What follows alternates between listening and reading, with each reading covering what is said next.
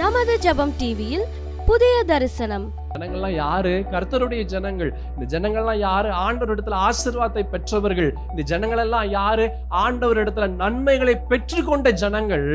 எல்லாம் வாய மூட்டிட்டு சும்மா இருக்கிறான். கர்த்தருக்கும் நம்ம ஞாயிற்றுக்கிழமை ஆராதனையில பங்கு பெறுவோம். இது முடித்து நம்ம வெளியே போனோன்னே உலகத்தின் காரியத்திலே நம்ம பங்கு பெறுவோம். Every Saturday, New Vision program at 9:30 p.m. only on Jabam TV.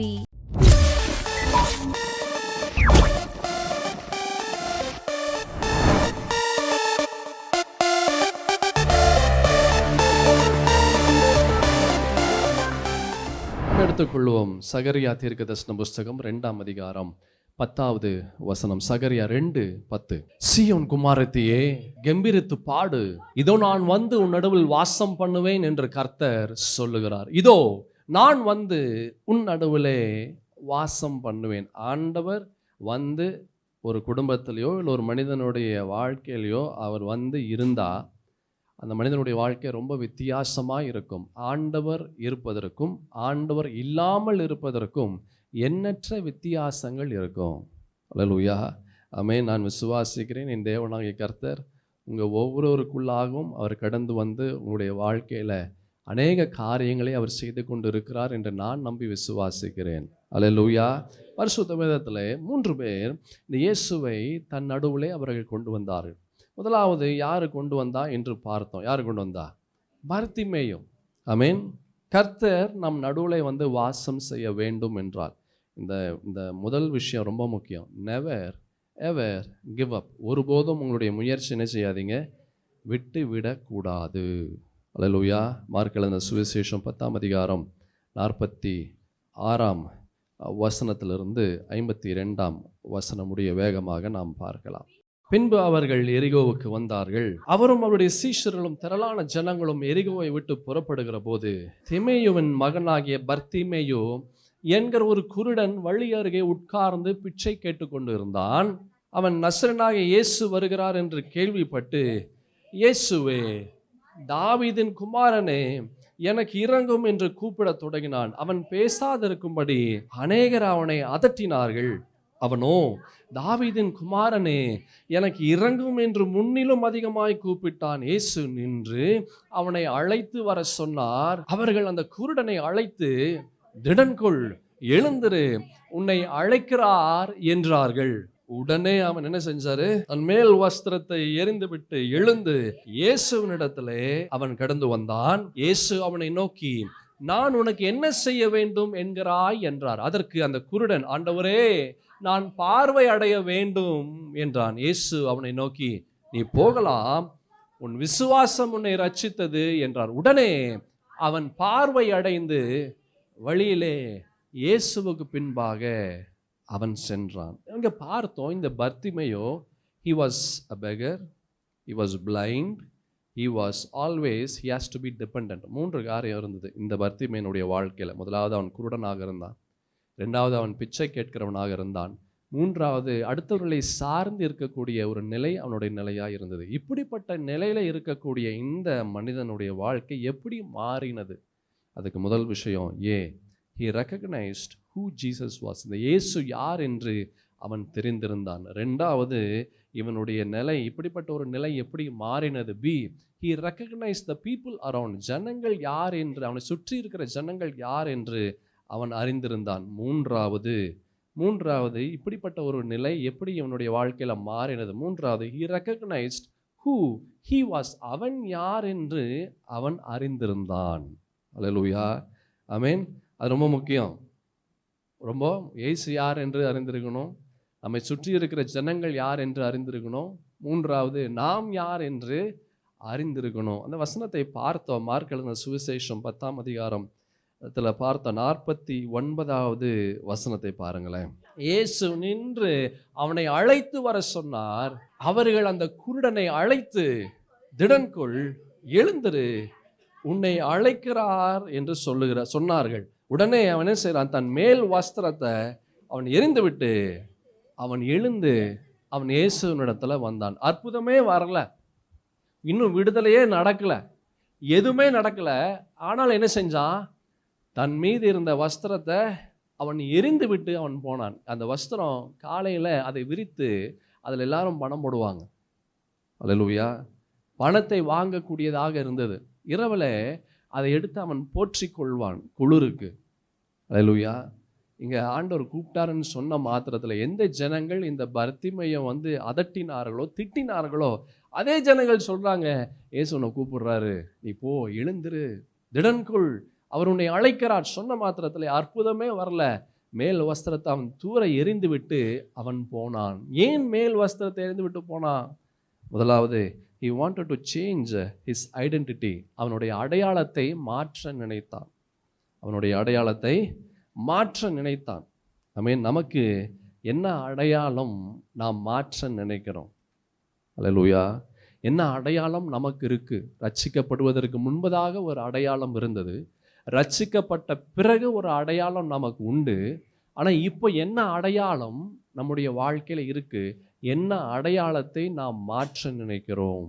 ரெண்டாவது நம்ம பார்த்தோம், உடனே அவன் மேல் வஸ்திரத்தை எறிந்து விட்டு அவன் இயேசுவின் இடத்துல அவன் ஓடுகிறான். அற்புதமே வரல, விடுதலையே வரல, வருவதற்கு முன்பதாகவே அவன் எரிந்து விட்டு போனான். ஏன்?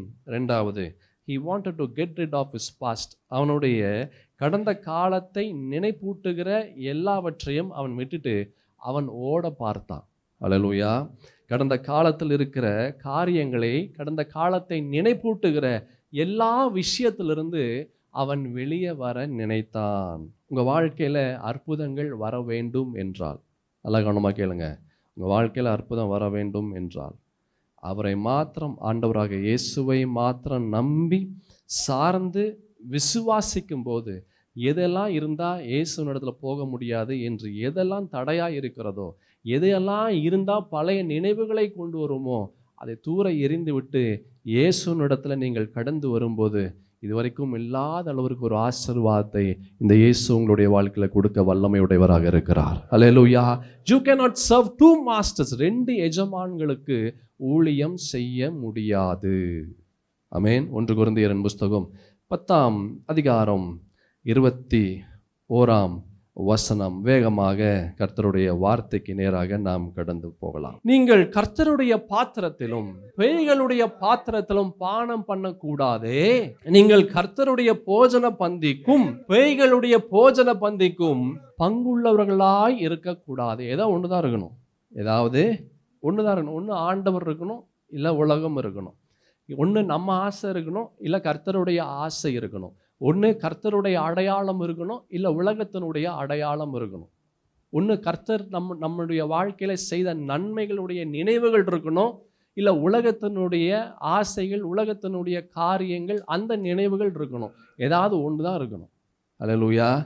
2 இருக்கக்கூடாது, ஜஸ்ட் 1.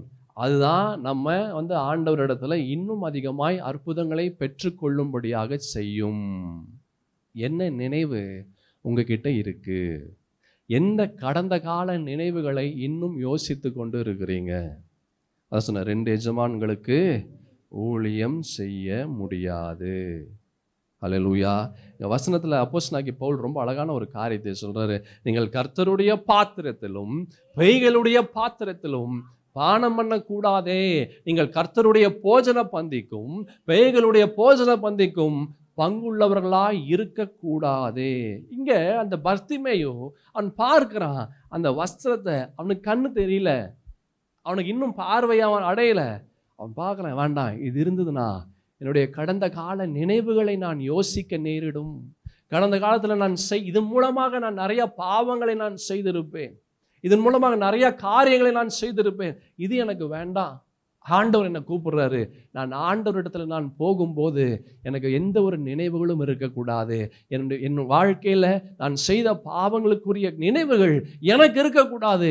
எல்லாவற்றையும் அவன் தூர எறிந்து விட்டு அவன் ஓடினான். யோசுவான் புஸ்தகத்தில் யோசுவா ரொம்ப அழகான ஒரு காரியத்தை அவர் சொல்லுகிறார். 24ஆம் அதிகாரத்தில் ஒரு அழகான ஒரு விஷயத்தை பார்க்க முடியும். 15வது வசனத்தை யோசுவா ஒரு அழகான ஒரு விஷயத்தை சொல்லுகிறார். கர்த்தரை சேவிக்கிறது உங்கள் பார்வைக்கு ஆகாததாய் கண்டால் பின்ன யாரை சேவிப்பீர்கள் என்று இன்று தெரிந்து கொள்ளுங்கள் என்று யோசுவா இஸ்ரவேல் ஜனங்களை பார்த்து அவர் சொல்றார். அவர் என்ன சொல்றாரு? கர்த்தரை சேவிக்கிறது உங்கள் பார்வைக்கு ஆகாததாய் கண்டால் பின்ன யாரை சேவிப்பீர்கள்? நீ ஆண்டவரை சேவிக்காதபடி, கர்த்தருடைய வார்த்தை உனக்குள்ளாய் இல்லாதபடி, கர்த்தருடைய நினைவுகள் உனக்குள்ளாய் இல்லாதபடி வேற எது உனக்குள்ளாக இருக்கும்? வேற எது உனக்குள்ளாக இருக்கும்? நதிக்கு அப்புறத்தில் உங்கள் பிதாக்கள் சேவித்த தேவர்களை சேவிப்பீர்களோ? நீங்கள் வாசம் பண்ணுகிற தேசத்துக்கு குடிகளாகிய எமோரியரின் தேவர்களை சேவிப்பீர்களோ? நானும் என் வீட்டாருமோ என்றார். நாங்க கர்த்தரை தான் சேவிப்போம். நீ யாரை வேணாலும் சேவி, நீ எது வேணாலும், எந்த நினைவுகள் வேணாலும் உனக்குள்ளாக நீ கொண்டு வா. ஆனா எங்களுக்குள்ளாக நானும் என் வீட்டாருமோ என்றார். என் குடும்பமாக நாங்கள் இந்த ஆண்டவரை தான் நாங்கள் சேவிப்போம். எங்களுக்குள்ளாக ஆண்டவர் மாத்திரம்தான் இருக்கிறார். அவருடைய நியமங்கள், அவருடைய கட்டளைகள், அவருடைய வார்த்தைகள் மாத்திரம் தான் இருக்கிறது. வேற எது எங்களுக்கு வேண்டாம். உன்னிடத்துல என்ன இருக்கிறது? ஹல்லேலூயா. உன்னிடத்துல என்ன இருக்கிறது? What is inside you?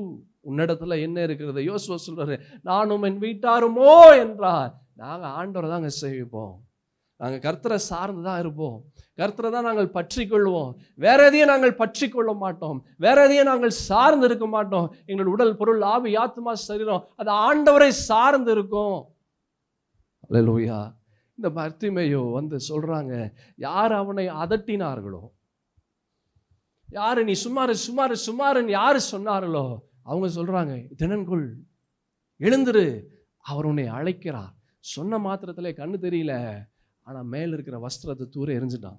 ஏன்? இது இருக்கிற வரைக்கும் என்ன செய்யும்? பழைய நினைவுகளை கொண்டு வரும். இது இருக்கிற வரைக்கும் என்ன செய்யும்? பழைய காரியங்களை எனக்கு கொண்டு வரும். இது எனக்கு வேண்டாம். ஏன்? ஆண்டவர் இடத்துல நான் போகிறேன், அவர் என்னை புதிய மனிதனாக என்னை மாற்றப் போகிறார். ஹல்லேலூயா. உங்க வாழ்க்கையில அற்புதங்கள் வேண்டும் என்றால், உங்களுடைய வாழ்க்கையில அடையாளங்களையும் ஆசீர்வாதத்தையும் பெற்றுக்கொள்ள வேண்டும் என்றால், எது உங்களுக்கு தடையா இருக்கிறதோ, என்ன நினைவுகள், எந்த காரியங்கள் உங்களுக்கு தடையா இருக்கிறதோ அதை தூர எரிஞ்சு விட்டு வாங்க. கர்த்தர் உங்களை புதிய மனிதனாக மாற்ற வல்லமை உடையவராக இருக்கிறார். எத்தனை பேர் விசுவாசிக்கிறீங்க? ஹல்லேலூயா. ரோமர்கள் நிருபத்துல 6ஆம் அதிகாரம் 16ஆம் வசனத்துல வேகமாக பரிசுத்த வேதத்திலே இந்த வார்த்தையை நாம் பார்க்கலாம். 6ஆம் அதிகாரம் 16ஆம் வசனம். மரணத்திற்கு ஏதுவான பாவத்துக்கானாலும் நீதிக்கு ஏதுவான கீழ்ப்படிதலுக்கானாலும் எதற்கு கீழ்ப்படியும்படி உங்களை அடிமைகளாக ஒப்பு கொடுக்கிறீர்களோ அதற்கே கீழ்ப்படுகிற அடிமைகளாய் இருக்கிறீர்கள் என்று அறியீர்களா? மரணத்திற்கு ஏதுவான பாவத்திற்கா இல்ல நீதிக்கு ஏதுவான கீழ்ப்படிதலா? எது நமக்குள்ளாக இருக்கிறது? எதற்கு நம்ம கீழ்ப்படுகிறோம்? எதை சார்ந்து இருக்கிறோம்? எதை அதிகமா நம்ம நேசிக்கிறோம்? எது நம்மளுடைய கவனத்தை ஈர்க்கிறது? அதற்கு கீழ்ப்படுகிற அடிமைகளாய் இருக்கிறீர்கள் என்று அறியீர்களா? நமக்குள்ளாக எது அதிகமா இருக்குது? ஆண்டவர் அதிகமா இருக்கிறாரா இல்ல உலகத்தின் ஆசைகள் அதிகமா இருக்கிறதா? You cannot serve two masters. ரெண்டு எஜமான்களுக்கு நீங்கள் ஊழியம் செய்ய முடியாது. அல்லேலூயா. ஆமென். ஏதாவது ஒன்று தான் இருக்கணும். Anything just either this or that. ஏதாவது ஒன்று தான் இருக்கணும். தீர்க்கதரிசி எலியா வந்து அவர் கேட்கிறார். 1 ராஜாக்களின் புஸ்தகம் 18ஆம் அதிகாரம் 21ஆம் வசனத்துல தீர்க்கதரிசி எலியா வந்து ஒரு அழகான ஒரு வார்த்தையை வந்து ஜனங்களை பார்த்து, இஸ்ரவேல் ஜனங்களை பார்த்து ஒரு அழகான ஒரு வார்த்தையை வந்து தீர்க்கதரிசி கேட்கிறாரு. அப்பொழுது எலியா சகல ஜனத்தண்டைக்கும் வந்து, நீங்கள் எந்த மட்டும் 2 நினைவுகளால் குந்தி குந்தி நடப்பீர்கள், கர்த்தர் தெய்வமானார் அவரை பின்பற்றுங்கள், பாகால் தெய்வமானார் அவனை பின்பற்றுங்கள் என்றான். ஜனங்கள் பிரதித்திரமாக அவனுக்கு ஒன்றும் சொல்லவில்லை. பாருங்க, இது ஜனங்கள்லாம் யாரு? கர்த்தருடைய ஜனங்கள். இந்த ஜனங்கள்லாம் யாரு? ஆண்டவர் இடத்துல ஆசீர்வாதத்தை பெற்றவர்கள். இந்த ஜனங்கள் எல்லாம் யாரு? ஆண்டவர் இடத்துல நன்மைகளை பெற்றுக்கொண்ட ஜனங்கள். எல்லாம் வாய மூட்டிட்டு சும்மா இருக்கிறான். அல்லேலூயா. ஏன்? அவனுக்குள்ளாக 2 எஜமான்கள் இருந்தார்கள். ஒன்று ஆண்டவராகி கர்த்தர், அடுத்தது பாகாலு. ஆண்டவருக்கும் அவன் ஊழியம் செஞ்சான், பாகாலுக்கும் ஊழியம் செஞ்சான். இன்று அநேக கிறிஸ்தவர்கள் இப்படிதான். கர்த்தருக்கும் நம்ம வந்து ஞாயிற்றுக்கிழமை ஆராதனையில, நம்ம ஆண்டவருடைய ஆராதனையில நம்ம இங்கேயும் வந்து பங்கு பெறுவோம். இது முடித்து நம்ம வெளியே போனோன்னே உலகத்தின் காரியத்திலே நம்ம பங்கு பெறுவோம். திங்களிலிருந்து சனிக்கிழமை முடிய உலகத்தானா இருப்போம். ஞாயிற்றுக்கிழமை அந்த கொஞ்ச நேரம் மாத்திரம் கிறிஸ்தவனாக இருப்போம். அல்லேலூயா. உலகத்தானுக்கும் நமக்கும் எந்த ஒரு வித்தியாசமே இல்லை. உலகத்தானை விட இன்னும் அதிகமாக மோசமான காரியத்தை செய்யக்கூடியவர்கள் கிறிஸ்தவர்களாக இருக்கிறார்கள். அதான் தீர்க்கதரிசி எலியா கேட்குறாரு, நீ எந்த மட்டும் 2 நினைவுகளோடு நீ குந்தி குந்தி நடப்ப. Hallelujah. You cannot serve 2 masters. எது உனக்குள்ளாக ஆண்டவரிடத்துல போக முடியாத அளவிற்கு எது உனக்கு தடையாய் நிற்கிறது? அல்லேலூயா. எது உனக்கு தடையாய் நிற்கிறது? எந்த சால்வையை நீ போர்த்தி கொண்டு இருக்கிறாய்?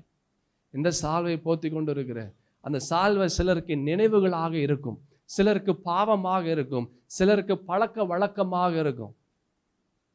எந்த சால்வை உன்னோடு இருக்கிறது? அதோடு நீ ஆண்டவரிடத்துல போய் கர்த்தருடைய சமூகத்துல நீ நிலையாய் நிற்கலாம் என்று நினைத்தாய், ஆனால் உனக்கு நன்மைகளை கொடுக்காது, உனக்கு ஆசீர்வாதத்தை கொடுக்காது. அதான் நம்ம கொரிந்தியர்ல அப்போஸ்தலனாகிய பவுல் சொல்றாரு, நீ கர்த்தருடைய பாத்திரத்திலையும் நீ பேய்களுடைய பாத்திரத்திலையும் நீ பங்கு பெற முடியாது. You cannot do it. அது நடக்காது. அது உனக்கு நன்மைகளை கொண்டு வராது.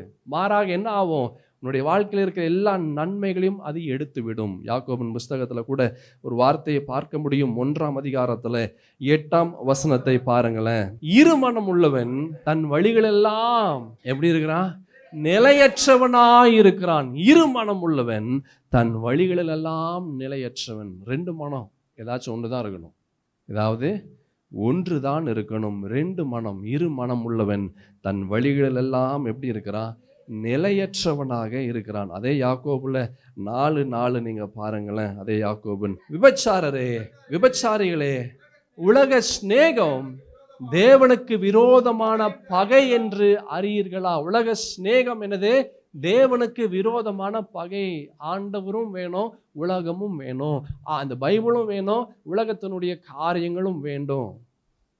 அது உங்களுக்கு நன்மையை கொடுக்காது. உங்களுக்கு இருக்கிற பிரச்சனைகள் இன்னும் அதிகமாக தான் வரும். இருக்கிற நன்மைகளை எடுத்து விடும். ஆகையால் உலகத்திற்கு சிநேகிதனாய் இருக்க விரும்புகிறவன் தேவனுக்கு பகைஞனாய் இருக்கிறான். He is an enemy to God. Those who are friend with the world is an enemy to God. Hallelujah. உலகத்திற்கு சிநேகிதனாய் இருக்க விரும்புகிறவன் தேவனுக்கு பகைஞனாய் இருக்கிறான். அநேக பிள்ளைகள் சொல்லுவாங்க, என்ன நீங்க எங்களை ஃப்ரீயாவே விட மாட்டேன்றீங்க? அவங்களெல்லாம் பாருங்க, என் ஃப்ரெண்டோடைய அப்பா அம்மாலாம் எப்படி இருக்கிறாங்க, ஆனால் நீங்கள் என்ன எவ்வளோ கஷ்டப்படுத்துறீங்க, எல்லாம் எப்படி பண்ணுறீங்க? ஸ்கூல் படிக்கும் போது தான் இப்படி பண்ணீங்க, இப்போ நான் எல்லாம் காலேஜ் முடிச்சுட்டு இப்போல்லாம் நான் வேலையில் இருக்கிறேன், இப்போயும் இப்படிப்பட்ட காரியங்கள் செய்கிறீங்க. சில பேர் சொன்னாங்க, எனக்கு காலேஜ் படிச்சுட்டு இருக்கிறேன், ஃபைனல் இயர் படிக்கிறேன், இப்போயும் என்னை இப்படி படுத்திட்டு இருக்கீங்க, இப்படி இந்த ட்ரெஸ்ஸு போடக்கூடாதுன்னு சொல்கிறேன், நான் வெளியே போகக்கூடாதுன்னு சொல்கிறேன், ஏன் இன்னும் என்னை கஷ்டப்படுத்தி கொண்டு இருக்கிறேன்? அல்லேலூயா. You cannot serve 2 masters. நீ 2 எஜமான்களுக்கு ஊழியம் செய்ய முடியாது. நீ ஒரு கிறிஸ்தவன் அப்படின்னா, நீ ஒரு கிறிஸ்தவள் அப்படின்னா எப்படி இருக்கணுமோ அப்படிதான் இருக்கணும். அல்லேலூயா. குதிரை வரி குதிரையை பார்த்து சூடு போடக்கூடாது. அல்லேலூயா. குதிரை வரி குதிரையை பார்த்து என்ன செய்யக்கூடாது?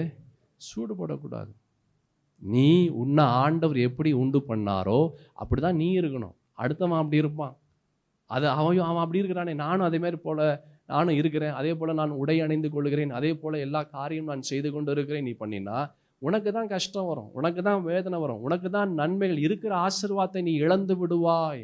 You cannot serve 2 masters. 2 எஜமான்களுக்கு நீ ஊழியம் செய்ய முடியாது. அல்லேலூயா. You are a chosen one. நீ வேறு பிரிக்கப்பட்டவன். கிறிஸ்தவன் அப்படின்னாலே வேறு பிரிக்கப்பட்டவன். அல்லேலூயா. உலகத்திலிருந்து எங்க வேறு பிரிக்கப்பட்ட? உலகத்திலிருந்து ஆண்டவர் நம்மை அதுல நீ இருக்காத அப்படின்னு சொல்லி உலகத்துல இருக்கிறதுலயே நம்மளை அப்படியே பிரித்து நம்மளை அப்படியே தனியா வச்சிருக்கிறார். அப்படின்னா உன் எண்ணமும் அப்படிதான் இருக்கணும், உன் யோசனையும் அப்படிதான் இருக்கணும், உன்னுடைய செயல்பாடும் அப்படிதான் இருக்கும், உன் சிந்தையும் அப்படிதான் இருக்கணும். ஆனா நம்ம சிந்தை எப்படி இருக்குது? எல்லாம் உலகத்தை சார்ந்து இருக்குது. நம்ம சிந்தை எப்படி இருக்குது? உலகத்தின் காரியங்களை சார்ந்து இருக்கிறது.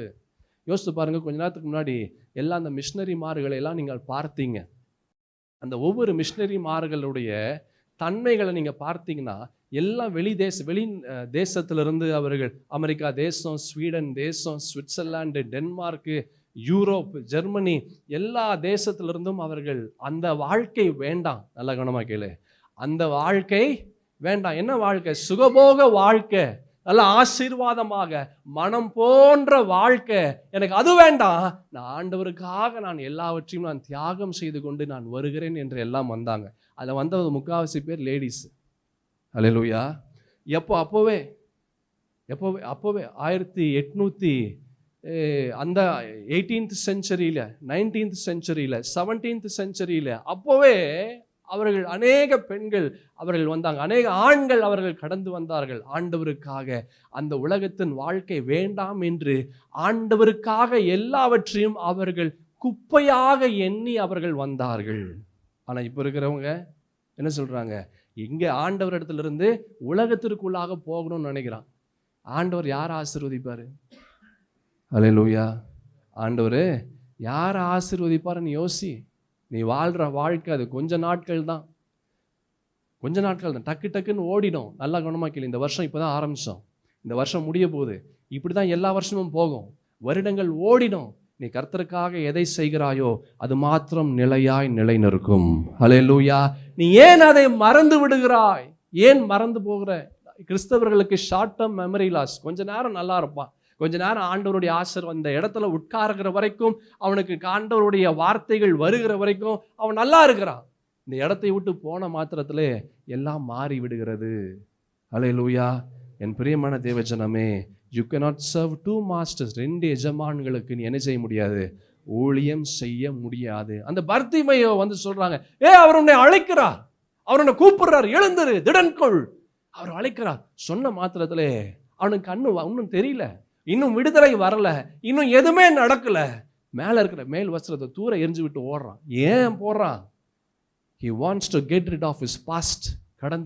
கடந்த காலங்களிலே அவனுடைய வாழ்க்கையில் இருந்தக்கூடிய எல்லா காரியங்களும் எனக்கு இது வேண்டாம், இது எனக்கு நினைப்பூட்டும், நான் யார் என்று எனக்கு இது நினைப்பூட்டும், நான் செய்த காரியங்களை நினைப்பூட்டும், இது எனக்கு வேண்டாம். I just need Jesus alone. எனக்கு இயேசு மாத்திரம் போதும், எனக்கு அவர் மாத்திரம் போதும், வேற எந்த காரியமும் வேண்டாம். எல்லாவற்றையும் தூர எறிந்து விட்டு அவன் கடந்து வந்தான். அல்லேலூயா. நம்ம என்ன செய்து கொண்டு இருக்கிறோம்? என்ன செய்து கொண்டு இருக்கிறோம்?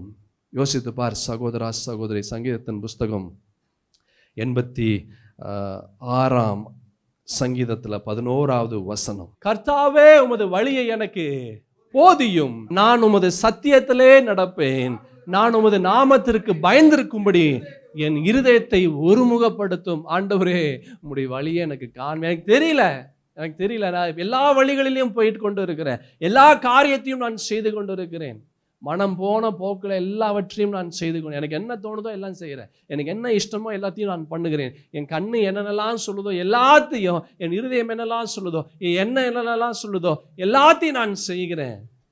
ஆண்டவரே, உம்முடைய வழியை எனக்கு என்ன செய்யுங்க, எனக்கு போதிங்க, எனக்கு சொல்லுங்கப்பா, நான் என்ன செய்யணும்னு எனக்கு சொல்லுங்க, நான் என்ன பண்ணணும்னு எனக்கு சொல்லுங்க, உம்முடைய சத்தியத்தில் என்னை நடத்துங்க, நான் உமது நாமத்திற்கு பயந்திருக்கும்படியாக உமக்கு பயப்படுகிற ஒரு பயத்தை எனக்கு கொடுங்கப்பா, உமக்கு பயப்படுகிற பயத்தை கொடுங்க, என்னுடைய இருதயத்தை ஒருமுகப்படுத்துங்க. அப்படின்னா உமக்கு நேரே என்னுடைய இருதயம் கடந்து வரும்படியாக ஒரே காரியத்தை யோசித்து, ஒரே காரியத்தை சிந்தித்து, ஆண்டவராக இயேசுவை மாத்திரமே இந்த இருதயத்தை சுமக்கும்படியாக என்னுடைய இருதயத்தை ஒருமுகப்படுத்துங்க.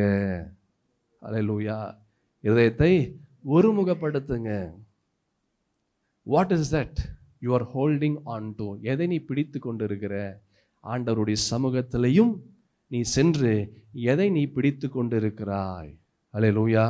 எதை பிடித்து கொண்டு இருக்கிறாய்? You cannot serve two masters. 2 எஜமான்களுக்கு என்ன செய்ய முடியாது? நீ ஊழியம் செய்ய முடியாது. ஒருவனை நீ பகைப்பாய், ஒருவனை நீ சிநேகிப்பாய். ஒருவனுடைய வார்த்தைக்கு செவி கொடுப்பாய், ஒருவனுடைய வார்த்தைக்கு செவி கொடுக்க மாட்டாய். You cannot serve two masters. 2 எஜமான்களுக்கு ஊழியம் செய்ய முடியாது. உன் வாழ்க்கை அழிஞ்சிரும், உன் வாழ்க்கை அழிந்து விடும். இப்போ நல்லா இருப்பதை போல இருக்கும், எப்படி அழியுதுன்றது உனக்கே தெரியாது, எப்படி அழியும் என்று உனக்கு தெரியாது. மார்க் எழுதின சுவிசேஷத்தில் பார்த்தோம், 10ஆம் அதிகாரத்தில், அதே 10ஆம் அதிகாரத்தில் 17ஆம் வசனத்திலிருந்து பாருங்களேன். பின்பு அவர் புறப்பட்டு, அதாவது யாருன்னா ஆண்டவராக இயேசு கிறிஸ்து புறப்பட்டு வழியிலே போகையில் ஒருவன் ஓடி வந்து அவருக்கு முன்பாக முழங்கால் படியிட்டு, நல்ல போதகரே, நித்திய ஜீவனை சுதந்தரித்துக் கொள்ளும்படி நான் என்ன செய்ய வேண்டும் என்று கேட்டான். போதும். ரொம்ப புத்திசாலியான ஒரு நபர். அல்லேலூயா. ரொம்ப புத்திசாலியான ஒரு ஆளு. அவர் கேட்கிறார், நித்திய ஜீவனை நான் பெற்றுக்கொள் அப்படின்னு என்ன? நான் சாகவே கூடாது, நான் சாகவே கூடாது, நான் எப்பவுமே உயிரோடு இருக்கணும். நித்திய ஜீவன்னா அதுதான் நித்திய ஜீவன். எப்பவுமே நான் உயிரோடு இருக்கணும். என்ன வார்த்தைய சரியான ஆள்கிட்ட அவன் கேட்டான். அல்லேலூயா. ஆமென். சரியான காரியத்தை சரியான நபர் இடத்துல கேட்டான். இதுக்கு ரொம்ப சரியான அறிவு இருக்கணும். அல்லேலூயா. அநேகருக்கு அறிவு இல்லாமல் ஜனங்கள் ஒன்றுமில்லாமல் கீழே சங்காரம் பண்ணி கொண்டு ஒன்றுமில்லாமல் அழிந்து கொண்டு இருக்கிறாங்க, அறிவு இல்லாததுனால. ஆனால் இவன் ரொம்ப அறிவுள்ளவன். அல்லேலூயா.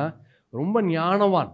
ஞானமான வார்த்தையை ஞானமான நபர்கிட்ட போய் கேட்குறான், நித்திய ஜீவனை அடைவதற்கு நான் என்ன செய்ய வேண்டும்? அல்லேலூயா. இன்றைக்காவது ஆண்டவர் இடத்துல ஞானமாக கேட்டிருக்கிறீங்களா? ஆண்டவரே, ஐயோ என் தலைவலியை சுகமாக்குங்க, ஆண்டவரே என்னுடைய கடன்லேருந்து நான் விடுதலை அடையணும். எப்போ பார்த்தாலும் இதுதான். ஒன்று கடன், இல்லை வியாதி, இல்லை பிரச்சனைகள், இதுதான். இன்றைக்காவது ஞானமாய் ஏதாவது கேட்டிருக்கிறீர்களா?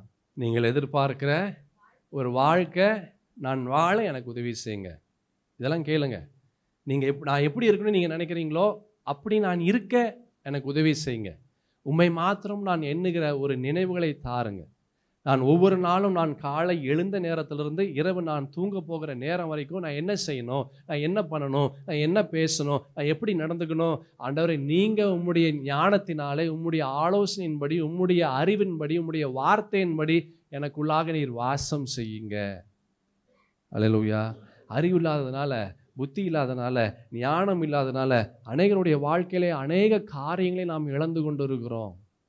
அல்லேலூயா. இங்க புத்தியாய் இந்த நபர் கேட்கிறார், ஆண்டவரே, நித்திய ஜீவனை சுதந்தரித்துக் கொள்வதற்கு நான் என்ன செய்ய வேண்டும்? நான் என்ன செய்ய வேண்டும்? அப்போ பாருங்க, ஆண்டவர் ஒரு விஷயத்தை சொல்றாரு. விபச்சாரம் செய்யாதிருப்பாயாக, கொலை செய்யாதிருப்பாயாக, களவு செய்யாதிருப்பாயாக, பொய் சாட்சி சொல்லாதிருப்பாயாக, வஞ்சனை செய்யாதிருப்பாயாக, உன் தகப்பனையும் உன் தாயையும், பாருங்க, உன் தகப்பனையும் உன் தாயையும், உனக்கு நித்திய ஜீவன் வேணும்னா என்ன செய்ய? உன் தகப்பனையும் உன் தாயையும் கனம் பண்ண. நீ என்ன பண்ற? நீ ஏதாச்சும் ட்ரெஸ்ஸு கேட்டு உனக்கு உங்கள் அம்மா வாங்கி தரல, உங்கள் அப்பா வாங்கி தரலன்னா நீ மூஞ்ச கோணிக்கிற. ஏற்கனவே கோணி தான் இருக்குது, ஏற்கனவே கோணி தான் இருக்குது, இன்னும் கோணி கோணி பண்ணிட்டு இருக்கிற. வீட்டில் ஒரு வேலையும் செய்ய மாட்டேன்ற, ஆனால் எல்லாத்தையும் வாங்கி தரணும்னு மாத்திரம் கேட்குற. ஒரு தண்ணி எடுத்துகிட்டு வானா கை வலிக்குது, கால் வலிக்குதுன்ற. என்ன வெட்டி முறிச்ச? ஒன்றுத்தையும் வெட்டி முறிக்கல. சும்மாவே சோஃபாவை தேய்ச்சி சோஃபாவை ஓட்ட பண்ணி விட்டேன். உட்காந்து சோஃபாவையும் பாயையும் ஓட்ட பண்ணி விட்டேன். ஒரு வேலை செய்கிறது கிடையாது. ஒரு வேலையும் செய்யாமல் உனக்கு ட்ரெஸ்ஸு வேணும், ட்ரெஸ்ஸுக்கு ஏற்ற கம்மல் வேணும், அதுக்கேற்ற உனக்கு ஜிமிக்கி வேணும், அதுக்கேற்ற வளையல் வேணும், அதுக்கேற்ற கொலுசு வேணும், அதுக்கேற்ற செருப்பு வேணும், அதுக்கேற்ற கிளிப்பு வேணும். நீ மொட்டையாக்கிடுவ. நீ என்ன பண்ணுற? உங்கள் அப்பா அம்மாவை நீ மொட்டையாக்கிடுற. பாவம், அந்த மனுஷன் கஷ்டப்பட்டு அவர் ரத்தத்தை வேர்வையாக சிந்தி போய் உழைத்து கொண்டு வந்தால் நீ அதை வாங்கி கொடு, இதை வாங்கி கொடுன்னு மொட்டையாக்கி விட்டுற. ஏம்மா காசு இல்லாமன்னா கடனையாச்சும் வாங்கி கொடுன்ற. அப்படிப்பட்ட பிள்ளைகள்லாம் இருக்கிறீங்க. என்னிடத்துல நிறைய பேர் சொல்லுவாங்க, நம்ம சபை விசுவாசிகளும் சொல்லியிருக்கிறாங்க. போன வாரம் கூட ஒருத்தர் சொன்னார், சும்மா ட்ரெஸ்ஸு கேட்குறாங்க. பீரோவை திறந்தா அவ்வளோ ட்ரெஸ் இருக்குது, பீரோவை திறந்தா அவ்வளோ ட்ரெஸ் இருக்குது, சும்மா கேட்குறாங்க. அதுவும் எவ்வளோனா 3000 ரூபாய். இப்போ ஒரு காலத்துலலாம் 500 ரூபான்லாம் இருந்துச்சு. இப்போ 500 ரூபாய்க்கெல்லாம் இல்லை, 3000 ருபீஸா ஒரு ட்ரெஸ்ஸுக்கு 3000 ரூபாய் கொடுக்கணும். என்னத்தை சொல்கிறதுன்னு எனக்கே புரியல. அவர் சொல்கிறார், புலம்புறாரு, நான் என்ன பண்ணுறதுனே தெரியல. நான் 2-3 வருஷமாக நான் ஒரே சட்டையை தாங்க யூஸ் பண்ணுறேன். பாருங்கள், என் செருப்பை பாருங்கன்னு பார்த்தா பரிதாபமாக இருக்குது. பார்த்தா அவர் பர்த்திமையை போட்ட செருப்பு மாதிரி தான் இருக்குது. அவருடைய செருப்பும் அவருடைய உடைகளும் யாருடைய உடை மாதிரி இருக்குது? பர்த்திமைய உடைய போல தான் இருக்குது அவருடைய உடையும் செருப்பும். ஆனால் அவன் வீட்டில் அதை வாங்கி கொடு, இதை வாங்கி கொடு, நச்சு. அந்த மனுஷன் எங்கே, அதனால தான் அவர் வீட்டுக்கே வரமாட்டேன்றார் போல. நைட்டு 10 மணிக்கு வர்றாரு. எப்பா இதுங்க வந்தால் நம்மளை ரொம்ப பிடுங்கி எடுத்துருதுங்க. அதனால் நைட்டு வேலைன்னு சும்மாவே அவர் சொல்லிவிட்டு நைட்டு ரொம்ப லேட்டாக வர்றார். என்